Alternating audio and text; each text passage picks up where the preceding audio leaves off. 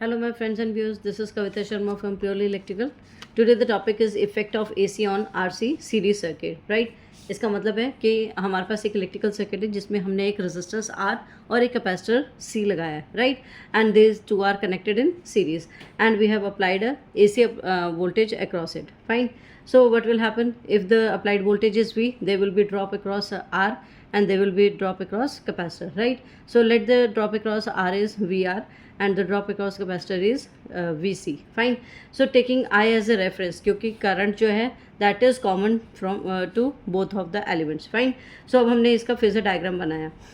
Taking I as reference vector, अब क्या होगा? So as we all know that in case of resistance voltage and current lie in the same phase, whereas in case of capacitor current leads the voltage by exactly 90 degree. Fine. So अब हम इसका phasor बनाते हैं. The phasor of current is this one, straight line, horizontal line. This is taken as reference, right? फिर हमने क्या किया? We have plotted the phasor of drop across resistance VR. So it will be in same phase with I. Fine. So अब current क्या होगा? It will go to capacitor and there the capacitor current will lead the voltage by exactly 90 degree. तो उसके phasor में क्या फ़र्क पड़ेगा? From the end point of the vector VR, वहाँ से हम एक वी सी वेक्टर बनाएंगे जो कि होगा कि वोल्टेज इज़ लैगिंग बिहाइंड. देखो current is going like this. अब ये क्या होगा? लैग करना है तो हमने एंटी क्लॉकवाइज मतलब इसके ऑपोजिट डायरेक्शन में प्लॉट करना है, क्योंकि अगर हमने लीड कराना होता है तो हम एंगल्स इस तरफ दिखाते हैं. फाइन. अब हमने इसको लैग कराया तो voltage is lagging exactly by 90 degree behind the current. Fine. अब ये वोल्टेज कौन सी है? This is capacitive voltage VC. Fine. अब क्या होगा कि फ्रॉम द स्टार्टिंग पॉइंट और यहाँ पे जो एंड पॉइंट है, we'll have to take the resultant, find the resultant, let that be the line from point O to C. So मैंने पॉइंट्स लिखे थे. This is O, this is A point जहाँ पे VR वेक्टर था, B for the vector I and C for the vector VC. Fine. अब resultant क्या हो गया? That is OC. फाइन. अब मेरे पास तीन फैक्टर्स हैं, VR, VC and the net resultant voltage is V. ठीक है. Using hypotenuse theorem for the right angle triangles हमारे पास क्या होता है? Hypotenuse square is equal to perpendicular square plus base square. Fine. अब मैंने लिख दिया OC square is equal to OA square plus AC square. Now substituting the values, this is V square plus VR square plus VC square. Fine. अब मैंने क्या किया? इनकी values भी सब्स्टिट्यूट करेंगे. To find V will have to take the square root on both sides, तो V square का V बन जाएगा and this will be under root of VR का square means IR whole square plus VC square is equal to IXC whole square. Right. ये हम pure capacitance के case में कर चुके हैं, वेयर XC इज called as capacitive reactance. Fine. And which is equal to 1 by C omega. ठीक है. तो drop across VC can be written as IXC. Right. So अब हमने यहाँ से I कॉमन निकल गया, अंडर रूट में बचा आपके पास R square plus XC square. So from here we have derived another term that is impedance. Right. So this Z is equal to under root of R square plus XC square in this case when the R and C are connected in series. जब हमने RL series किया था, you can see my previous video, वहाँ पे impedance comes out to be under root of R square plus XL square. ठीक है. तो क्यों? क्योंकि वहाँ पे क्या था? R and L was connected in series. In this case R and C are connected in series. तो impedance की वैल्यू हो जाएगी under root of R square plus XC square. तो मेरे पास net voltage that will be equal to I into Z, where Z is called as the impedance, और उसकी value होगी R square plus under root R square plus XC square whole under root. Right.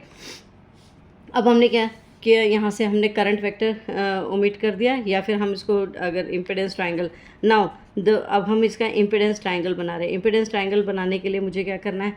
I have to take the only the passive elements. अब इसमें क्या है? मैंने voltages को, ये सारी वोल्टेजेस थी मेरी, ये भी वोल्टेज वेक्टर था, ये भी वोल्टेज वेक्टर था, दिस वाज आल्सो वोल्टेज, क्योंकि दो वोल्टेजेस का रिजल्टेंट भी वोल्टेज ही आएगा. वो आया था हमारा V is equal to IZ. ठीक है. सो डिवाइडिंग सब में से हमने I ओमिट कर दिया, so we are left with R, XC and Z. Right. So now the resultant is at some angle theta. अब ये 90 डिग्रीज भी नहीं है. राइट.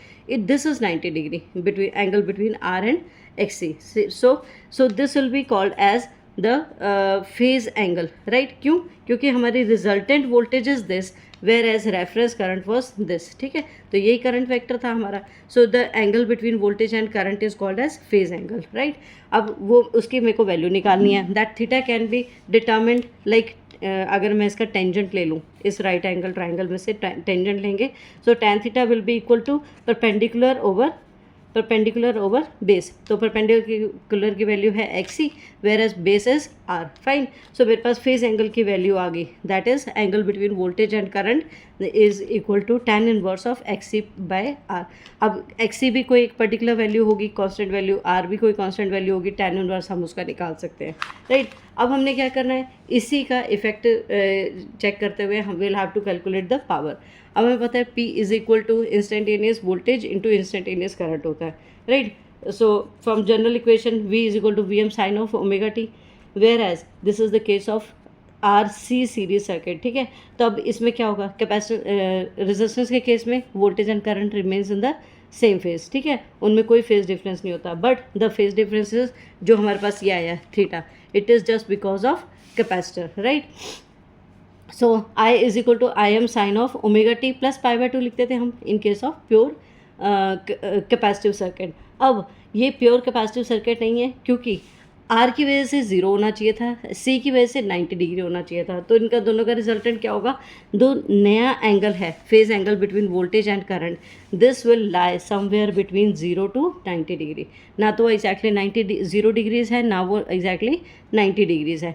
0 डिग्रीज होता R की वजह से और 90 डिग्री होता C की वजह से, कैपेसिटेंस की वजह से। सो मेरे पास पावर क्या निकल आती है, instantaneous power, that will be equal to V into I। so इनकी वैल्यू सब्स्टिट्यूट की। now solving this derivation we'll have to multiply and divide by 2 to make some trigonometric identity। so मैंने multiply और divide किया, divide by 2 बाहर एक निकाल लिया। so this will become a formula of 2 of sin omega sin A into sin B which comes out to be cos of A minus B minus cos of A plus B. जब हम इसकी values यहाँ पर substitute करते हैं, omega t goes off cos of minus theta बचा, minus cos of 2 omega t, ये double हो जाएगा, प्लस थीटा, राइट। अब क्या होगा, again using trigonometric theory, trigonometric identity, cos of minus theta is always equal to cos of theta, ठीक है।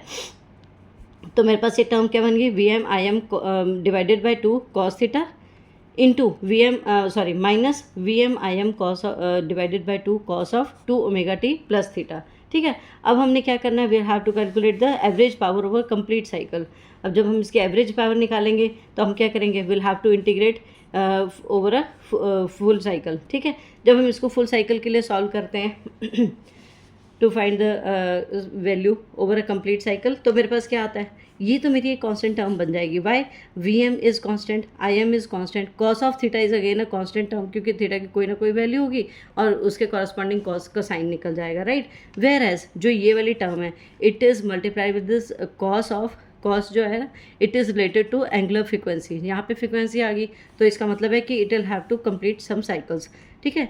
सो 50 hertz हमारे यहाँ पे फ्रिक्वेंसी आती है, तो इसकी वजह से क्या होगा, the average power of this term will come out to be 0 over a complete cycle, ठीक है। तो मेरे पास पावर क्या होगी, VM बाय, अब मैंने क्या किया, टू जो है उसको √2 में कन्वर्ट कर लिया, ठीक है, तोड़ लिया। VM by √2 into IM by √2 into cos of theta, क्योंकि ये वाली टर्म तो मेरी 0 हो गई, राइट। तो मेरे पास पावर क्या आ गई over a complete cycle, that is equal to VRMS। ये RMS की वैल्यू होती है, root mean square value of voltage is equal to maximum value divided by √2, right. So similarly मेरे पास IRMS आ गया into cos of theta. So this is the average power consumed by an RC circuit over a complete cycle. ऐसे ही हमारे पास आया था inductor के केस में, right. So you can see my previous videos. अब मेरे को यहाँ से पता है what is this cos theta term is called, this term is called as power factor, right. इसको हम पावर फैक्टर कहते हैं। Means power factor is a term which is equal to the cosine of the angle between voltage and current। what was this theta? Theta was the angle between voltage and current, ठीक है। अगर मैं इस theta का cosine निकालूं तो it will come, that will be called as power factor, right. अब इसी फेजर डायग्राम से देखते हैं, या इस फेजर डायग्राम से, फर्स्ट वाले फेजर डायग्राम से, दोनों से मेरे पास क्या आएगा, cos theta will be equal to VR by V। First वाले से देखते हैं तब भी, ठीक है, बेस ओवर हाइपोटेन्यूज, राइट। और अगर हम इसे इम्पिडेंस ट्राइंगल से देखते हैं, this is called as impedance triangle, right. So यहाँ से भी देखते हैं तो it should be equal to R by Z, perpendicular over hypotenuse. तो अगर मैंने सॉल्व किया इसको I R into I Z, I R divided by I Z, so it comes out to be cos theta comes out to be R by Z. So power factor of a RC series circuit is equal to R by Z, whereas this was same in the case of RLC series circuit। उसमें भी हमारे पास क्या था, cos theta was equal to R by Z, जबकि वहाँ पर Z जो था it was under root of R square plus XL square। इस केस में क्या है, this is Z is equal to under root of R square plus XC square। Please note this point, right।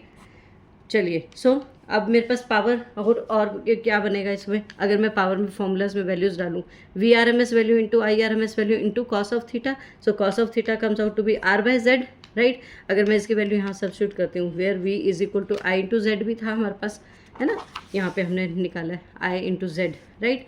सो और यहाँ पे हमने डिराइव भी किया है ऐसे। सो यहाँ पे क्या आ जाएगा, power will be equal to I into Z into I into R by Z, right। So Z goes off, we are left with power is equal to I square R। अब from this we can conclude that power consumed over a complete cycle in an RC series circuit is just because of R, right। There is no capacitive term।